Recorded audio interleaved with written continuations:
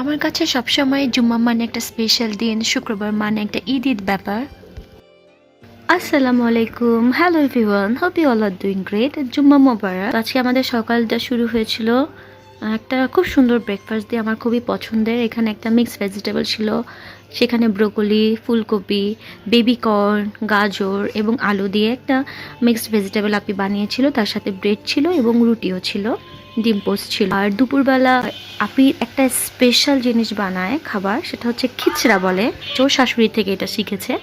এটা হচ্ছে সাদা পোলাও এবং সাথে একটা ডালের মিশ্রণ দিয়ে এই খিচড়াটা ও বানায়। এটা আসলে অনেক মজার হয়। আমার জিজুর যিনি আম্মা, উনি মারা গিয়েছেন, আল্লাহ তাকে বেহেশত নসিব করুন, এটা ওনার রেসিপি। আর তার সাথে ছিল 0 পয়েন্টের চুই ঝালের গোস্ত। এটা আম্মুই নিয়ে গিয়েছিল আসলে খুলনা থেকে, যাওয়ার সময় সবসময় নিয়ে যায় আম্মু। আর সাথে ছিল একটা তেহারি। অধিকাংশ টাইমেই আমরা যখন একসাথে হই, একসাথে থাকি, তখন আমরা নিচে দাস্তারখানা বিছিয়ে খাওয়ার ট্রাই করি বা খেয়ে থাকি।